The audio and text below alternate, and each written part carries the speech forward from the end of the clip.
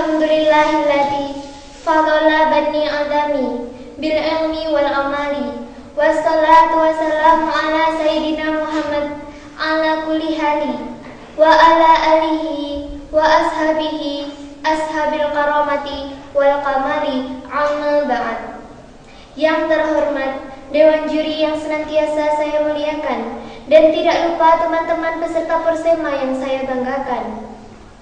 Mari kita bersama-sama mengucapkan rasa syukur kita terhadap Allah Subhanahu wa Ta'ala atas hidayah serta inayahnya, sehingga kita semua dapat menghadiri majelis perjuangan ini dengan semangat berjuang dan mengabdi yang membara.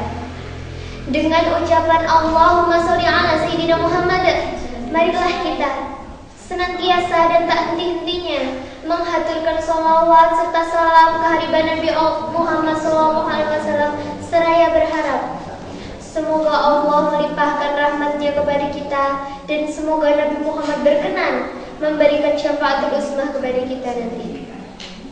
Alhamdulillah, bahagia rasanya saya diberi waktu dan kesempatan untuk menyampaikan pidato saya yang berjudul Tantangan dan Peran Generasi NU dalam melestarikan Ahlus Sunnah wal Jamaah di bumi Nusantara. Hadirin yang saya banggakan, Islam Aswaja di Indonesia adalah NU. Warga NU adalah warga mayoritas yang mendominasi di bumi Nusantara. Zaman dahulu kala, warga NU terkenal dengan kesopanan dan keteguhan dalam melestarikan Ahlus Sunnah wal Jamaah. Namun sekarang ini, NU telah terkena pengaruh negatif dari globalisasi dan kemajuan teknologi. NU dihadapkan pada krisis moral dan ideologi pemudanya. Apakah kita tidak takut dan khawatir dengan keadaan seperti ini? Kita harus ingat bahwa nantinya generasi NU akan menjadi orang tua yang memegang erat ilmu pengetahuan dan estafet perjuangan ulama. Hadirin yang saya cintai, terdapat dua hal yang dapat mengancam generasi NU, yaitu pengaruh negatif dari globalisasi dan kemajuan teknologi, serta masifnya gerakan ideologi transnasional yang dapat membuat pemuda-pemudi NU rusak. Akibatnya, Aswaja pun juga dapat rusak. Hal yang pertama, pengaruh negatif dari globalisasi dan kemajuan teknologi, di mana arus informasi yang dapat diperoleh dari media cetak, elektronik, dan internet seolah diposisikan sebagai guru yang harus digugu dan ditiru. Sudah ada filter atau penyaring lagi yang dapat memilah dan memilih secara selektif mana yang dapat digunakan dan dimanfaatkan, bukan malah secara serta-merta meniru atau mengadopsi kemajuan ini, sehingga dapat menyimpang dari ajaran Aswaja. Akibatnya, pemuda kita semakin jauh dari ajaran Aswaja. Hal yang kedua, ancaman gerakan ideologi transnasional, yakni liberalisme dan radikalisme, yang dapat timbul dari agama apapun dan dimanapun. Dan ideologi ini mengancam, bahkan merongrong NKRI dan ideologi Ahlus Sunnah wal Jamaah.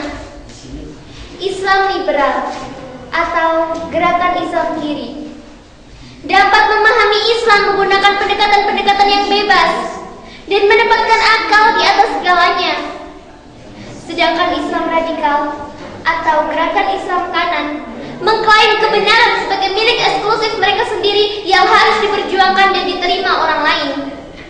Bila perlu, golongan ini melakukan teror, bahkan paksaan untuk memaksakan ide dan gagasannya kepada kita. Dan gerakan ini yang menolak untuk bermazhab dan menjauhi ulama. Dengan menjauhi ulama dan dengan literatur ilmu Islam yang minim, sehingga mereka sekehendak hatinya sendiri, tidak toleran terhadap budaya lokal dan saklek, dan mereka menyusung adanya formalisasi syariat dan terbentuknya Khalifah Islamiyah. Kedua ideologi ini sangatlah mengancam dan berbahaya bagi NKRI dan juga ideologi Ahlus Sunnah wal Jamaah. Kita, pemuda NU, harus bertanggung jawab terhadap pelestarian Ahlussunnah wal Jamaah. Jangan malah tenang-tenang saja, tidak menyadari atau bahkan tidak peduli dengan keadaan seperti ini. Padahal tidak hanya Allah saja yang harus kita jaga, namun kita juga harus menjaga apa yang kita yakini benar, yakni Islam aswaja yang mengikuti para nabi, sahabat dan juga ulama. Dan kita harus ingat bahwa kebaikan yang tidak terorganisir akan kalah dengan kejahatan yang terorganisir. Lalu, apakah yang harus kita lakukan sebagai pemuda NU untuk melindungi Ahlussunnah wal Jamaah? Dapat kita lakukan dengan 1. Meningkatkan pemahaman ilmu agama yang lebih mendalam melalui kegiatan-kegiatan di pesantren dan majelis-majelis ilmu. Karena bagi orang yang sungguh-sungguh berhasrat, sangat penting bagi mereka untuk memahami kitab kuning agar tidak menafsirkan secara liberal dengan bebas tanpa kendali. Kedua, menguatkan kebiasaan habituasi melalui kegiatan-kegiatan di pesantren, sekolah, seminar, diskusi, dan lain sebagainya. Ketiga, berkonsolidasi, bersatu, saling menghargai sehingga tidak mudah terpecah belah. Keempat, memajukan sarana dan prasarana seperti guru, pesantren, majelis ilmu, zikir, dan lain sebagainya. Selanjutnya, berkonsolidasi, bersatu, dan terus memperkuat tradisi NU seperti berjanjian, tahlilan, manakiban, istighosah, dan lain sebagainya. Mari kita pemuda NU bersama-sama melindungi Ahlussunnah wal Jamaah dari ideologi transnasional. Dan kita harus mencintai para ulama sebagai living Ahlussunnah wal Jamaah atau penghidup Ahlussunnah wal Jamaah. Sedangkan pemerintah harus menggunakan Pancasila sebagai ideologi pembatas masuknya ideologi transnasional. Dan NU harus terus memperkuat struktur dan kultur di bawahnya. Demikian yang saya sampaikan. Semoga bermanfaat untuk kita semua. Mohon maaf atas segala kesalahan dan terima kasih atas perhatiannya. Wallahu muwaffiq ila aqwamit thoriq. Wassalamualaikum warahmatullahi wabarakatuh. Oke.